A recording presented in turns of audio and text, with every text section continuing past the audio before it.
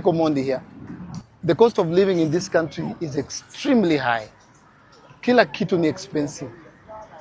Nyanya imepanda, school fees imepanda, unga imepanda, mafuta imepanda, maisha imepanda. And we must get to a point where we say enough is enough. Because leaders are living in opulence. They're living in luxury. While the common mwananchi, the cost of living is going up every single day. Lazima tufike mahali tuseme imetosha. People are dying, watoto wako shule, manyumba zimefungwa, watu hawana chakula, nyanya imepanda, sukari imepanda, mafuta imepanda. Imetosha, imetosha. Na watu wana renovate manyumba huko up to 17 billion. People are traveling in fuel guzzlers.